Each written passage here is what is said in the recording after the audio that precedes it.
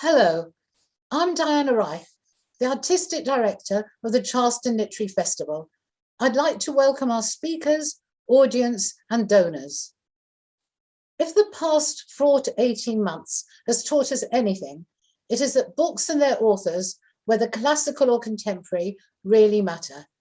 In trying times, readers turn to books for insights into the human condition, for the opportunity to be transported to other worlds, for ideas, for arguments, for inspiration, for experiencing the impossible, for laughter, and for the release of tears. The festival will provide the opportunity to engage with a galaxy of literary and artistic stars, as well as up-and-coming writers who are making waves. We have a far-flung cast list featuring authors from all over the United States, as well as the United Kingdom and elsewhere. Whether they're talking about former literary trailblazers, or gene editing, or human rights, or popular culture, or feminism, or medieval nuns, or groundbreaking films, or innumerable other subjects, they have one thing in common: the ability of compelling stories to linger in our imaginations. We're grateful to all our speakers, whether virtual or in person, for sharing their talents. Please thank them by purchasing their books. The festival couldn't happen without a committed team and board. We would like to thank our donors, both private and public, who generously make the festival possible. The College of Charleston, our academic partner, has been an invaluable source of support.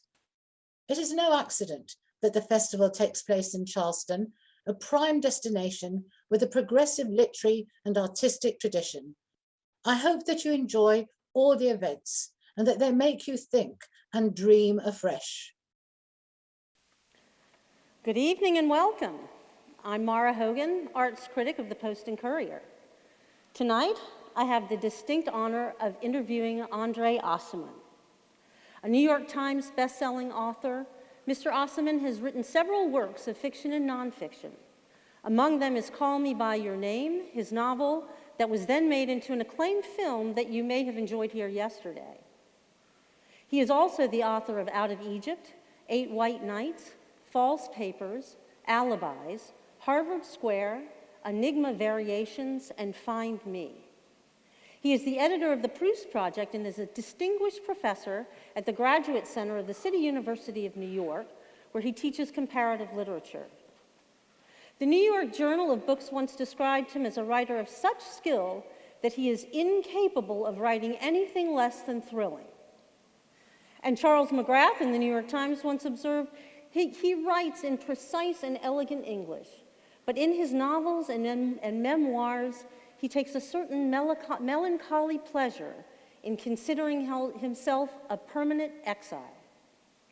The New Yorker donned him an acute grammarian of desire. So without further ado, let's get to talking. Thank you very much. Thank you. Thank you. Okay. Tonight, I just want to give a little preamble that tonight we will explore the topic of how I found my writing voice. When it comes to voice, yours is a complex proposition. In both works of fiction and memoir, it spans countries and culture, folding in several languages. It is at once immediately intimate, yet at the same time inhabits the broader worldview of a nomadic family. It is characterized by an unflinching, candid power of observation, one that demonstrates both a deep engagement with the human condition and a fair share of world wariness too. It is a voice that can, within a single sentence, possess both an aching intimacy and a bracing remove. So I thought we'd consider voice by exploring some of the key components of it. So let's consider language. Your works fold in multiple languages: French, Italian, Greek, Ladino. Would you first share a little bit about your background, where you've lived, and what languages you've picked up along the way? In my family, my immediate family, we spoke French, in part because my father had gone to French schools all his life, and my mother, who was deaf and mute, could not speak any other language except French, and she could lip read, but she also happened to know some Greek, eventually learned some Italian, and also some Arabic because she had to deal with everyday business. That was the foundation of my life, French. Then my father, doing something quite unusual in the family, sent me to British schools. So I have always gone to English-speaking schools, English, British, and then ultimately American. And that was actually was a brilliant move on his part because it basically changed the itinerary of my life. And however, we were Italian citizens, or at least my father purchased the Italian citizenship. And so we had to learn Italian because we were sort of Italians. And, so we had private tutors all the time teaching us Italian. And eventually I mastered Italian very well. And then there were other languages, you know, Greek spoken everywhere, which you pick up. But my grandparents spoke Ladino, which is a form of Spanish that the exiled Jews from Spain in the 1500s, or 1400s if you believe 1492, spoke and retained until the generation of my father. My father spoke Ladino with his mother, but she would occasionally speak Ladino to me. So I grew up with this melange of languages. Mm-hmm. And there's a wonderful, and the way that you write about language often confers power and status, inclusion and connection and exclusion. There's a wonderful part where I believe it's your grandfather that talks about feeling excluded from the other Ladino speakers in your family. Right. And how resentful he is that he decides he doesn't even like the language anymore. Right. Yeah. So, and then I was wondering also if you would be willing to read, in terms of the power of words, that sometimes just a single word, oh yeah, right here. I have it. Yeah. This is from Call Me By Your Name, when 17-year-old Elio, who's the narrator of the novel, shares his impressions of Oliver, the summer guest in his family's home in Italy who is visiting from America. And it really comes down, in one word, he can distill the difference between two languages and perceptions of culture. So it starts right here. Thank you. This is the voice of Elio, the young man whom you've probably all seen in the film. There was always something abrupt about that word, the word being later. It wasn't see you later, take care now, or even ciao. Later was a chilling slam-dunk salutation that shoved aside all our honeyed European niceties. Later always left a sharp aftertaste to what until then may have been a warm, heart-to-heart moment. Later didn't close things neatly or allow them to trail off. It slammed them shut. But later was also a way of avoiding saying goodbye, of making light of all goodbyes. You said later, not to mean farewell, but to say you'd be back in no time. It was the equivalent of his saying, just a sec, when my mother once asked him to pass the bread and he was busy putting apart the fish bones on his plate. Just a sec. My mother, who hated what she called his Americanisms, ended up calling him Il Cowboy, the cowboy. Thank you so much. And in that Il Cowboy, there are other words like mademoiselles, which your grandmothers were called, which is this conflation of language too. Right. When did you realize that this was going to have so much agency and be something that you were going to write so much about? I don't know. As I was writing Out of Egypt, I realized that I had to, it was a technical decision I had to make.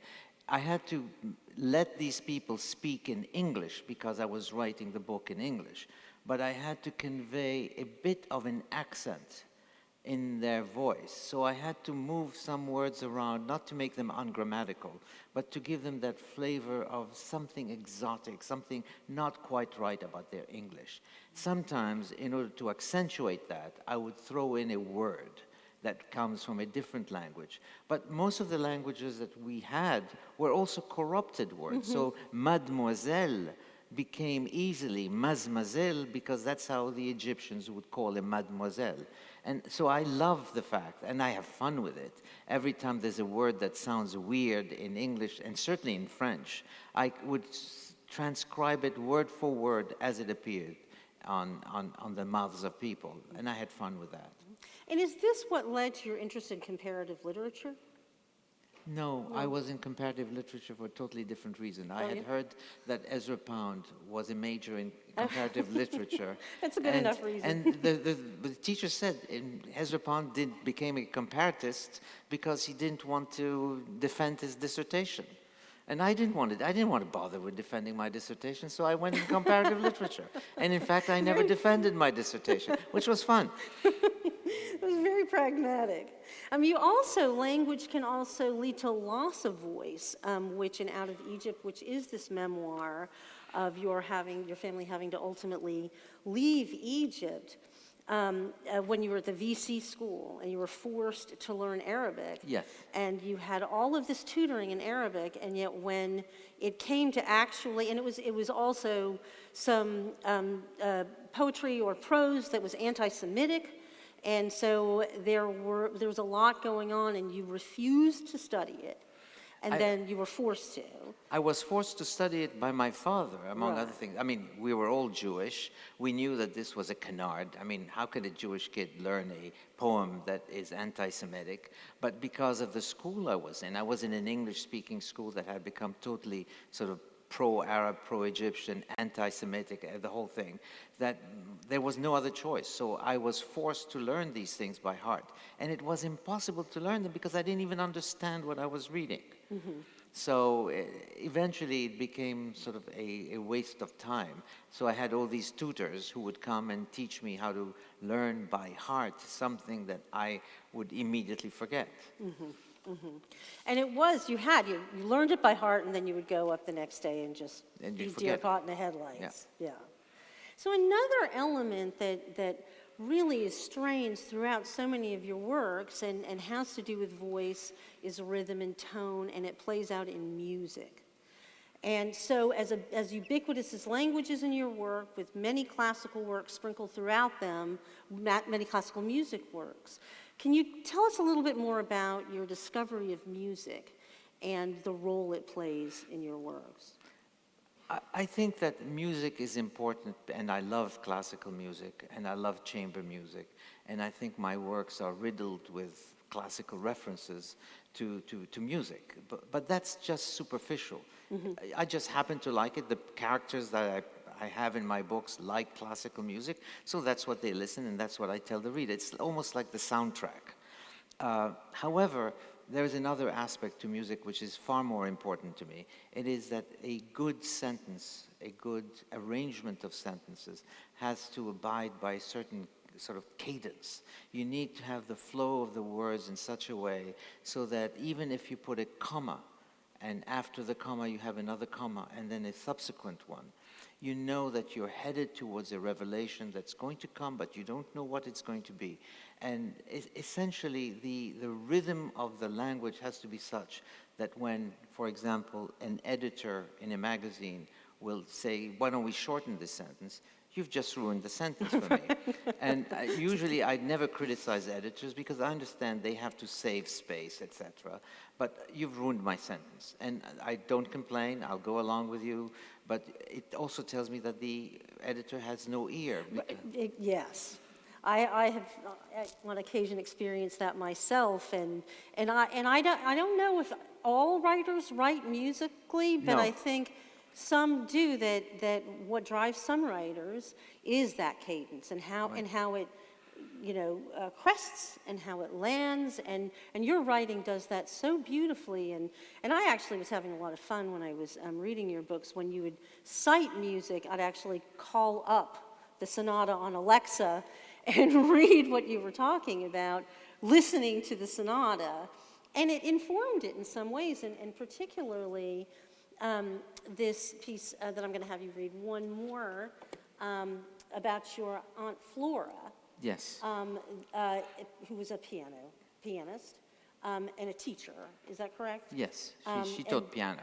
And this is when it starts down here, when she's playing Schubert and explaining that. Well, basically she's playing Schubert while the Germans are trying to invade Egypt, and there's a huge battle going on in El Alamein, which I'm sure a lot of you know about. But as the Jews basically in Alexandria are already packed, they assume that they will be rounded up and taken to camps and sent to Poland or Germany, and basically they're defeated already. My family all had their suitcases ready, each one of them. And this is Aunt Flora speaking. She comes from Germany herself. And at any rate, you will hear Schubert the way I played him when the Germans stood outside Alexandria and everyone in the house thought the world had come to an end. I played it every night. It annoyed them at first, for they didn't know the first thing about music, but they came to love it. And then me. After a while, because Schubert stood like the last beacon in the storm, tranquil and pensive, an echo of an old world we believed we belonged to because we belonged nowhere else. At times, it felt like the only thing standing between us and Rommel was a sheet of music, nothing more. 10 years later, they took that sheet of music away. Eventually, they took away everything else we owned. And we let it happen as Jews always let these things happen, because deep inside, we know we'll lose everything we own at least twice in our lives.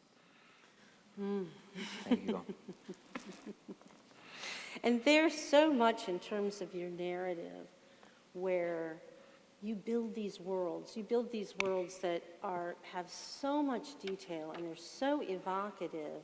And just as you were saying there, and then these worlds crumble, they end. And taking that journey with you is very powerful, whether that world is a love affair, like Call Me By Your Name, or an upbringing as leaving Alexandria. And that you not only take us there, but then we have to witness and sit in the loss of that. And it's very powerful. And would you say that loss and that ephemeral nature of the human condition is an overriding theme? I think it is. We lose so much in life.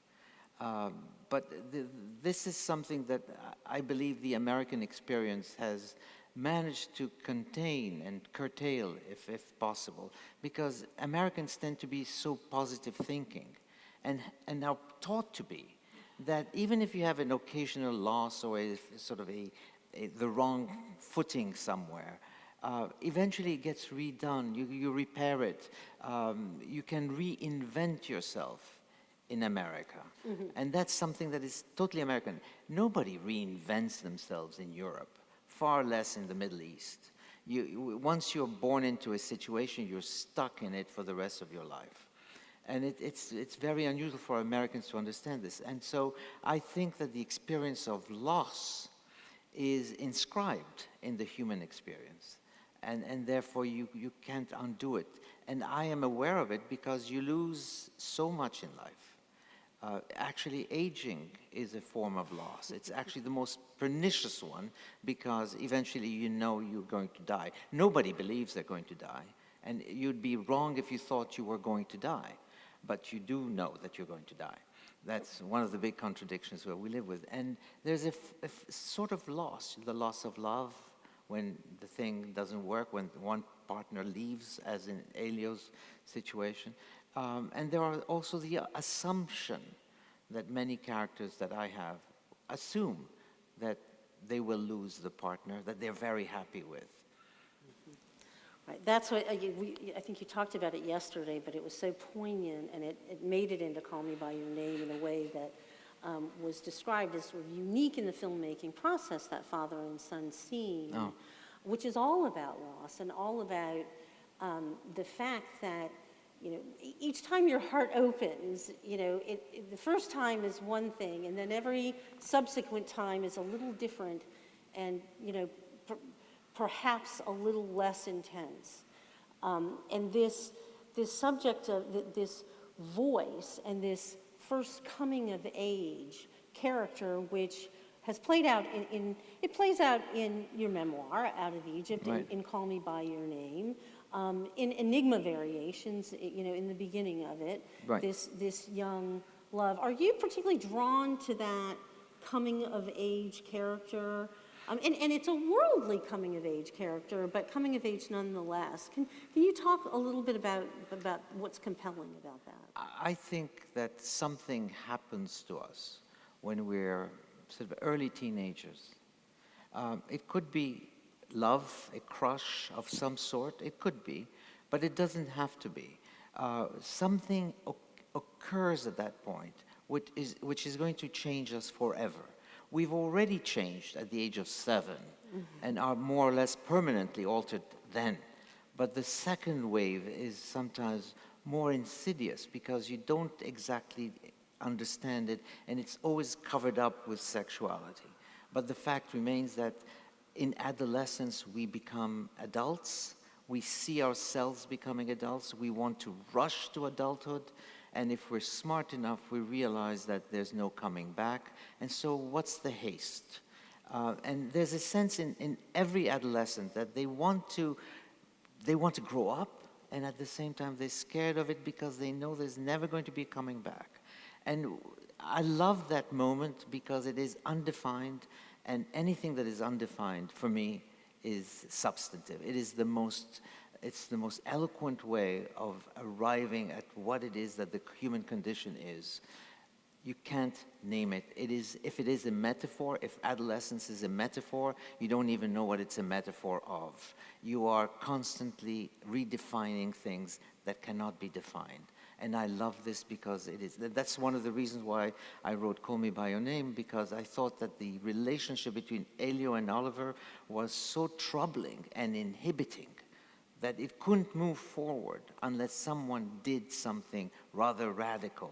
And it occurs at sort of almost at the end of the second chapter, okay? In other words, it takes a long time, and I love that. As a writer, I love those moments that don't have any plot. There's no plot. And it seems the internal struggle with Elio is about finding his voice and expressing himself, and right.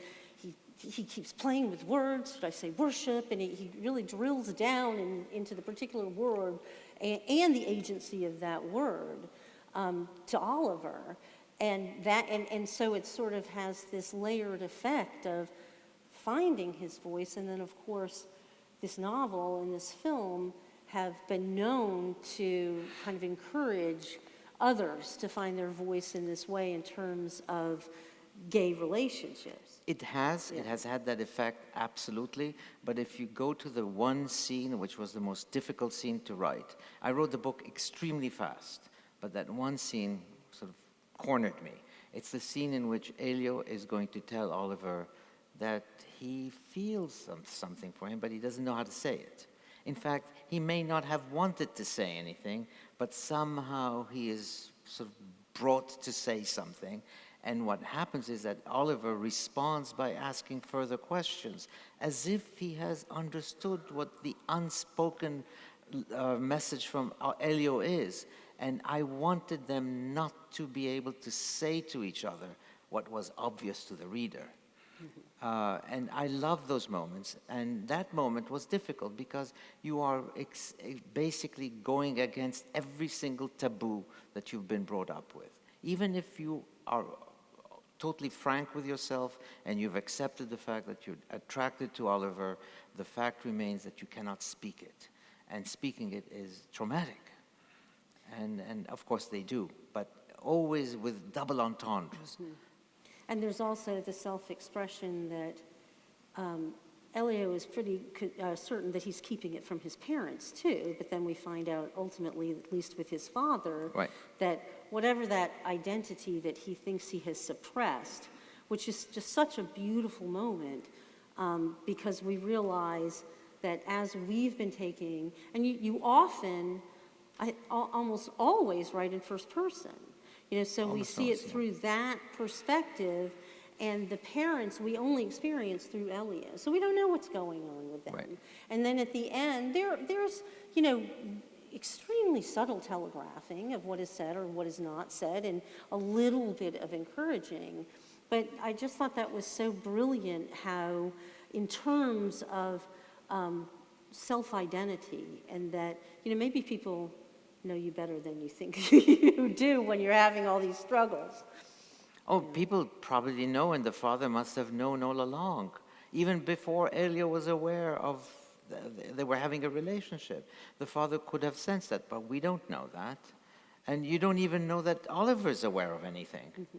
Mm-hmm. And in the same token, I think that with Out of Egypt, giving voice to people who are being made exiles in such a, distinct way, this is a family that is not painted with bathos. This is a family that is painted with utter candor of what it's like to be in a family, with the eye rollings, with power dynamics, with the frustrations, and yet they are a family, and we are taken through the paces of a family, and then it all falls apart. And so in your sharing that story, I think you're sharing a story that is deeply important, to readers in this country and elsewhere, of what that feels like. It might be, I don't know. But I do think that, in a sense, writing the story allowed me to find, let me explain this better. When I wanted to write a memoir of growing up as a Jewish kid in Egypt, I didn't know what the voice was going to be. Mm-hmm. I had to have, I don't mean voice, just voice. I mean style, and I also mean attitude. What was going to be the attitude of the book? That was very important to me, because if I didn't know what the attitude was, I wasn't going to be able to write the book. Mm-hmm. And so I had to have a family that is completely ironic about itself, and at the same time totally self-satisfied. It is ironic and self-satisfied, and both feelings cannot coexist together. So they keep moving from one to the other, one to the other. And of course, in the middle of this is this horrible feeling that all families have, which is spite. Okay, spite is what feeds the whole family. Small little hatreds, small little sort of skirmishes back and left. And so, and I wanted to capture that. And so, in essence, I had to say to myself, if such and such a writer could write about her family, and this other writer could write about his family, I can do it. And that was really the only way I could write, is if by looking at around me and saying, these people have done it, it's worked well, I can do the same exact thing. Well, the keen observation, maybe I'll try to see if I can find something I flagged that showed that even as this young boy, you were sort of so aware of these dynamics with some of the main characters in your life, and you called your grandmothers the saint and the princess.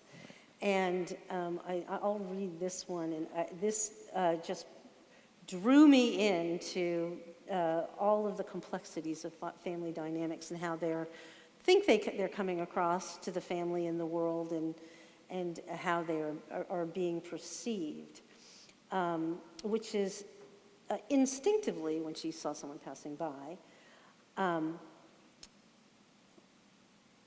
the saint would tell me to go inside.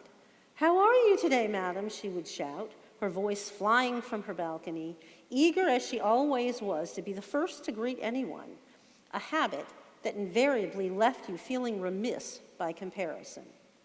For couched in the joy that lit up her face whenever she saw you on the street was the mild, unspoken reproof that your tardiness in seeing her either betrayed a desire to avoid speaking to her, or that, if she always noticed you first, it was only because she thought of you more than you did of her. And that was just, one of those nutshells of those layers of perception and self-perception that are throughout your book. And does that just come naturally to you? It's part of my French upbringing, because all French writers do this all the time. They constantly sort of they use a scalpel and they open you up and then they close you, but they've exposed you. And I love doing that. And I think the saint even chides her husband at one point, your grandfather, saying, "Oh, you just see everything, don't you? You just see everything." Well, I have my own sharpness about me too, and he, just sort of. She thought she was actually very sharp, which she was stupid, but that's a different issue. But then at the end, with all of this, when you're, having to all leave, and when you're walking around Alexandria knowing that these are the last times, you feel for this family as a reader so much, because, whatever the highs and lows of all those family dynamics, and we all have them, this unit clinging together against these outside forces is so powerful. And I think by presenting it that way and letting us in, it creates something that is extremely emotionally powerful. I would hope so. And so that a little bit takes us to homecoming. Part of identity is that with these love affairs, there's this part where Elio talks about Oliver as being his homecoming. And what is your personal feeling about what is your home? And what is a homecoming for you and for your characters?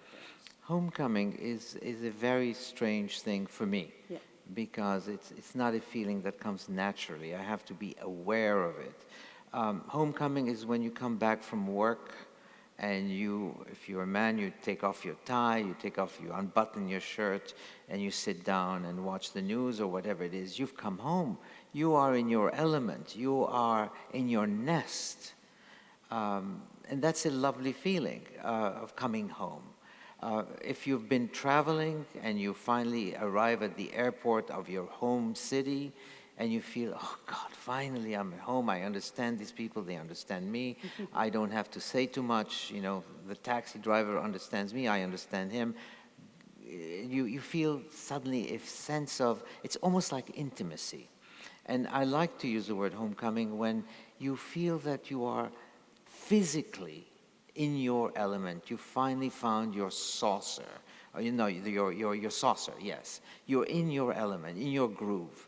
And that's a feeling that for a person like me who has been exiled a couple of times, it does not come naturally. In other words, you have to struggle to find it.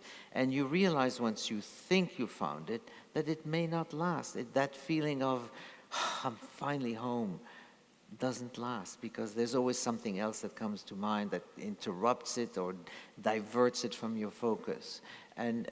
But homecoming is also exactly what Ulysses feels when he is finally in his homeland. He's come home. And that's a wonderful feeling, to come home. Somebody else could become your home, as in Elio and Oliver's case. Mm-hmm. You are my home. You are me. I am you. Those are wonderful moments. Mm-hmm. They don't last, unfortunately, in life. They don't last. Where is your home? What would you say your home is? My home is in New York City, on the Upper West Side of New York City. It's where I live. It's where I've made my home. On the other hand, is that my real home? I wouldn't know. I mean, I should say yes, definitely, but I don't know. I don't know. Sometimes I think it's Rome, because I love Rome and I go to Rome quite often. But, after a month in Rome, it's not home. And then I say maybe it's Paris, because I grew up speaking French, that makes sense. And after 4 days in Paris, I want to go back to New York. Okay? So there's a kind of restless feeling in me that prevents me from saying, I have an anchor and this is where I'm going to be. As you probably know, I can't even say that I belong in the present tense, because I'm constantly sort of shuttling away from the present. I'm never comfortable in that zone.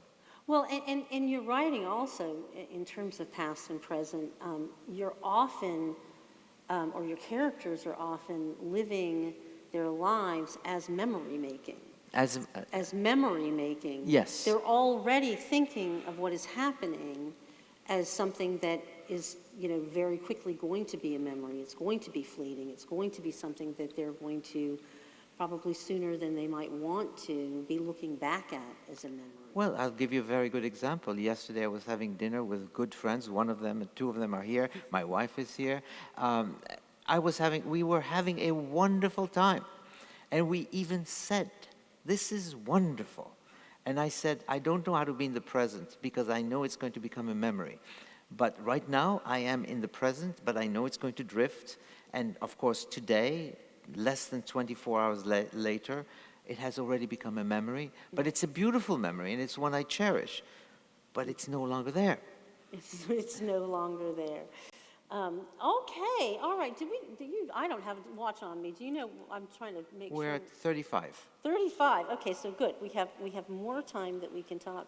One thing that did strike me when I was reading your books because of the fleeting nature of this, is in my coming of age, I always loved the poem Dover Beach by Matthew Arnold. And I don't know if that's something that has occurred to you, but it just, with every book that I read of yours, it kept occurring to me because it talks about how, this light, it gleams and is gone, and that we lovers just need to be true to one another.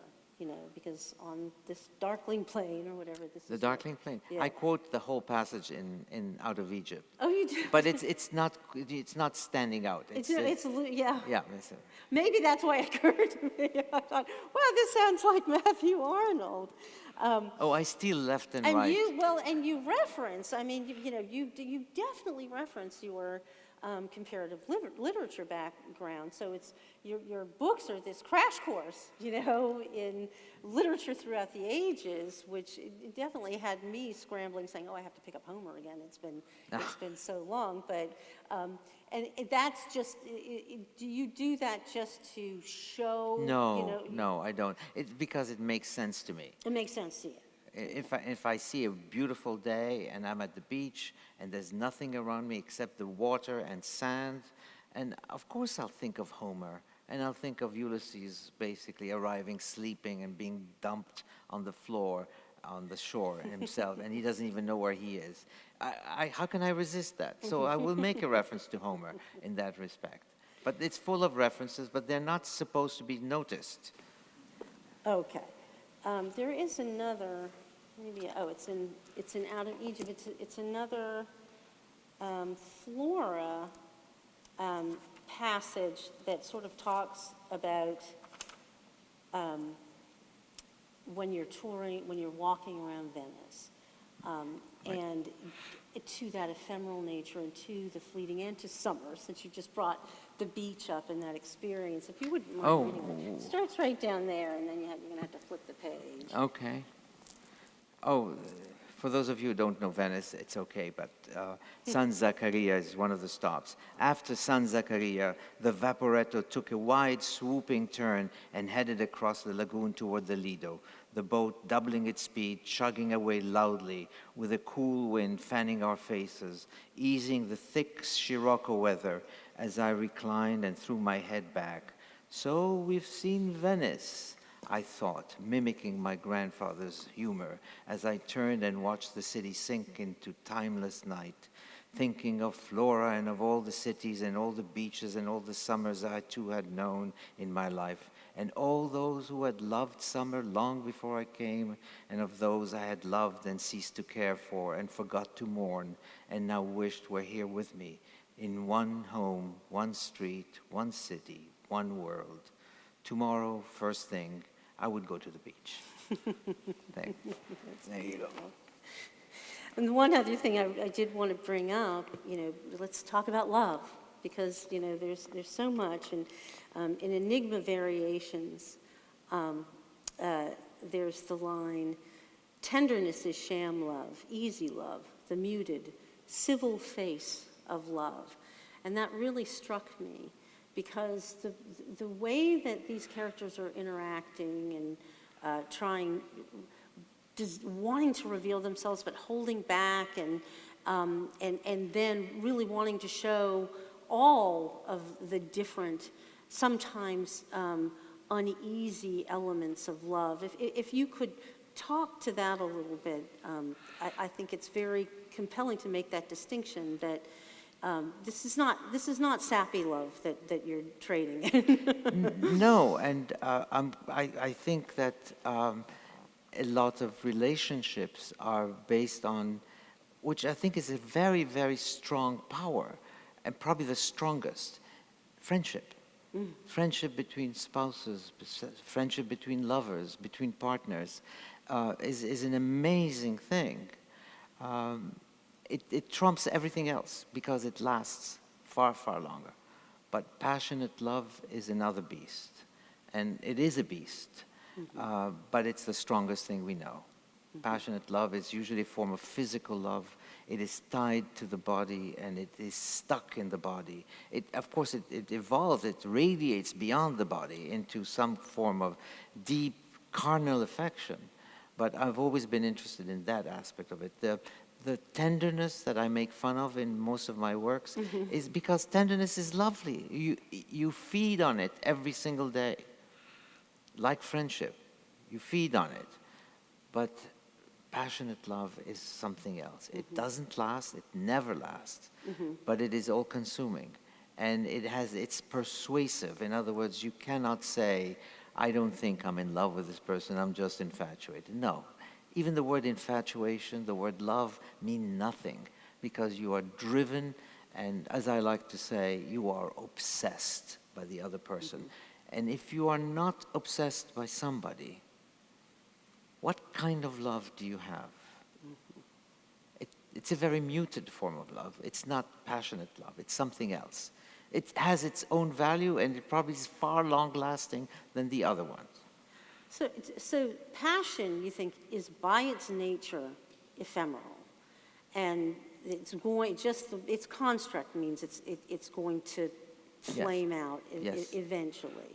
And is that one of the reasons that you're drawn to talking about it, is because of its fleeting nature? Yes, because you're going to lose it. And you know, as you embark on it, you know it's going to go away. I mean, if you're 12 years old, you don't know it's going to go away. But if you're in your 30s or 40s, you know this is not going to last. And you know that you better sort of exploit it to the maximum because it may not last. It probably won't. And so you want to take it as far as you can. But the loss is already sort of embedded in it. And you know this. And so the fact that it's going to be lost is already a defining aspect of that passion itself. So, coming to the future, the present and the future, are you focused on any themes? Is there something that you're really trying to get your head around right now? And are you at work on projects where you're exploring them? Well, yes, I'm exploring, but I haven't come to an exploration yet. So I don't know yet what's happening. I'm tinkering away with things, and we'll see. You never know until you really think you've done something, that you've arrived at least at a tentative answer. No answer is eternal. It's always tentative. I mean, there is, you fold in, there's repetition. You've done the sequel, Find Me, To Call Me By Your Name. In hindsight, it seems set up for that, with that lingering father-son relationship, that it would tee up, that, Right. he would do that. When did it occur to you that you needed to tell the father's story as well? I wanted to tell the father's story because I wanted to know what kind of a man would give that speech. Who is he? Where does this come from? But I'm not done yet. I might go back to Call Me By Your Name again and again.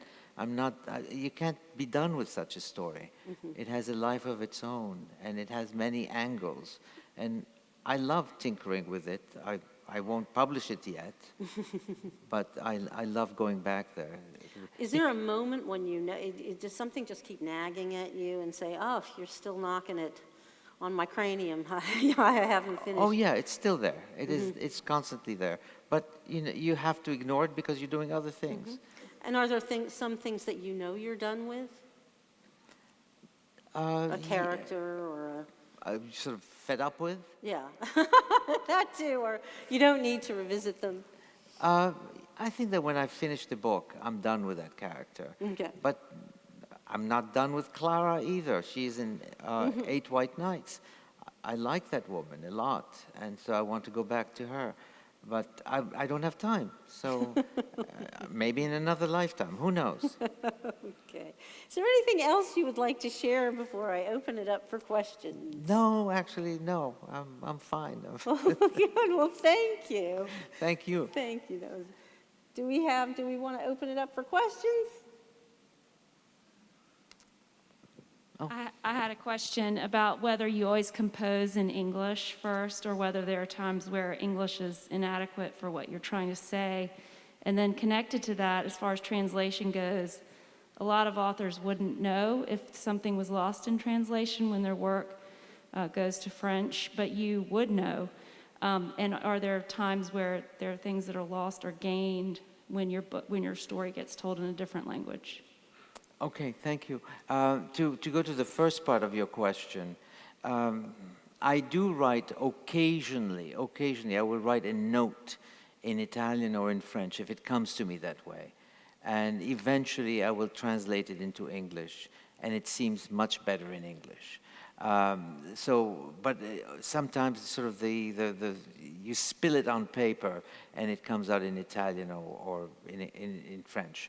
But normally it's in English, and I live in English, and that's the language that I write all day long in.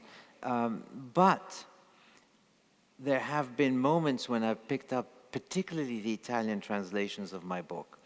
And the Italian translation Italian is an extremely rich language in the use of the subjunctive and the conditional moods, which is exactly where I live, actually. So that if somebody is observing someone and believes that this someone is about to say something that they may not feel comfortable saying, in Italian, this would be so easily done and so smoothly conveyed. Whereas in English, notice how cluttered it is already when I just gave it to you that way. And so I do appreciate my Italian translator is a genius. She understands me better than I understand myself. And so when she translates these moments of introspection, or when you're trying to understand who that someone else is and why are they looking at you in this strange way, the use of the subjunctive is absolutely magnificent. You don't have a subjunctive in English any longer. Quick question. The movie or the book or both, how were they received in Italy where this took place? Did they understand it? Oh my God, yes. There's the web pages on Call Me By Your Name in Italy are never going to die, I think. They're very much alive. People love those books, and they constantly refer to them, and they're constantly writing to me amazing letters. At this point, probably more than the American public has done, because the Americans have had me for more time. But in Italy, it is still very vibrant and very relevant. And to give you a better example, I have 2 other books that have come out, published in Italian, translated into Italian, and as books, whereas in the United States, they exist only as audible books. Eventually they will be published as well, but the Italians have basically consumed them already and have responded and sort of felt those books and written wonderful things about them. So as far as the movie of Call Me By Your Name in Italy, it is absolutely beloved, and I have to tell you, as in the States, Timothée Chalamet is the darling of every Italian girl.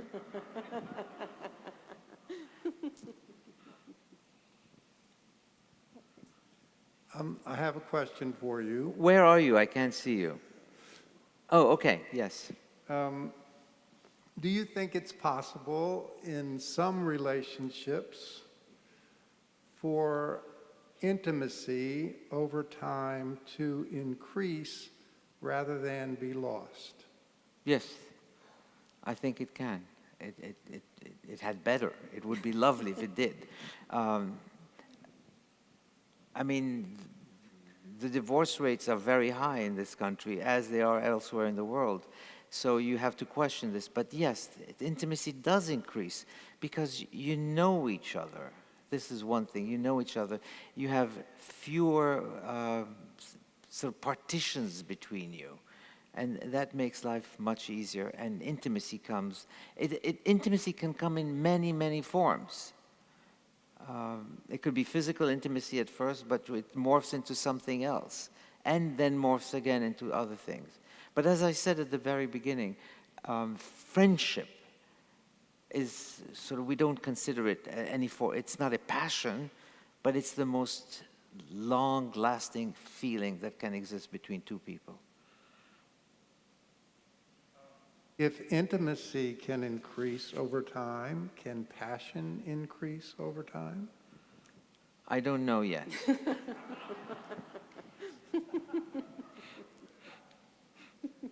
It's a good question, but we can sit and discuss it over drinks.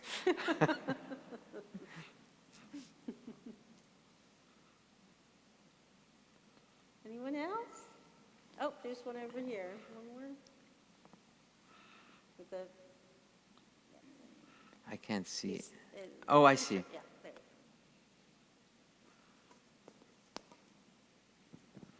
I'm just wondering, once you've had a book that's been made into a movie, does that change the way you write whatever books come after that? No. No, you can't. You can't do that.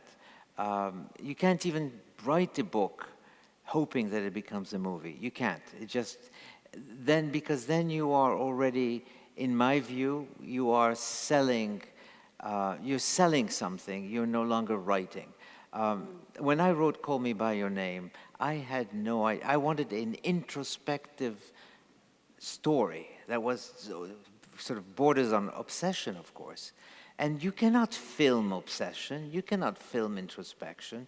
The best you can do in a movie is have the eyes of the character suggest a feeling that is sort of close to passion or close to curiosity, close to obsession. That's the most you can do. So I wrote that book without ever thinking that it could be made into a movie. There's no way it can be made into a movie. And I will never write anything thinking that, oh, this is going to tease a director. No, I can't do that. I basically write the books that are introspective by definition. And it's a challenge to a director because directors will not necessarily respond to something that cannot even be filmed because it's all occurring in the head of the character. And I'll give you a very good example. It's the novels of Marcel Proust, who some of you know is my favorite writer. Proust's novel takes place in the head of the character. Nobody has yet made a very successful Proustian film. Visconti tried, and then he stopped. And it's a good thing he stopped because he realized it was going to be too difficult. Yeah, I truly enjoyed the movie, and I've certainly enjoyed listening to you today. Do you, as a writer, have an after story for your characters? I think I know what happens to Irving, but what happens to Elliot? To Elio, after I've written about it in Find Me, is that what you're asking? I don't know. Maybe you can tell me because I'm open. People ask me what happened to Elio. I don't know. The novel stopped there. I created it, but I stopped. And then it's up to other people. That's why I love when James Ivory, who's sitting here, basically decided to make a film. I said, do what you want. I've had my say. You take it where you want to take it, which is fine with me.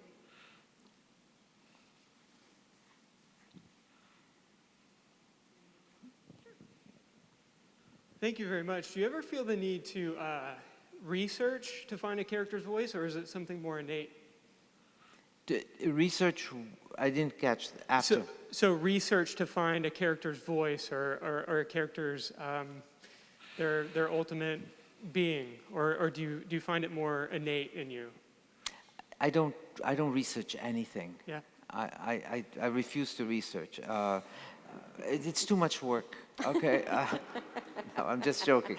No, but researching is it's something that investigative journalists do, to start with. It's also certain novelists think they need to research this in order to write about it. My descriptions of cities and of streets and of situations is so exiguous, it's so small and insignificant that I don't even bother. I'll give you a good example. People say that I've conveyed Italy in Call Me By Your Name. I've captured Italy. You know what? I only did a couple of things. I told you about the sunlight. I told you about the smell of coffee rising up in the afternoon, because the cooks are basically cooking coffee, brewing coffee. And second of all, I told you about the smell of rosemary, which sort of floats into the room. That's it. Okay, I'm not interested in giving you the name of the street, the number of people, this is for somebody else.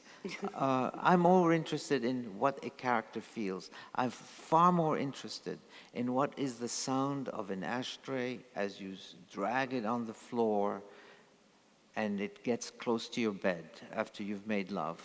What is the sound of an ashtray? And maybe the smell of the ashtray. That's good enough for me. And I don't have to research that. Okay. Thank you. Well, Welcome. now, I should say now that all of these books are going to be out front, and Andre has graciously agreed to sign them. So Buxton Books is selling them. So please do, after this, go out and collect them all. I've enjoyed my immersion in the past month in all of his works, and have found it deeply moving and sometimes devastating, and I have wept at the end of them. And so thank you so much for talking with me. Thank you very much. Very, very much. Thank you.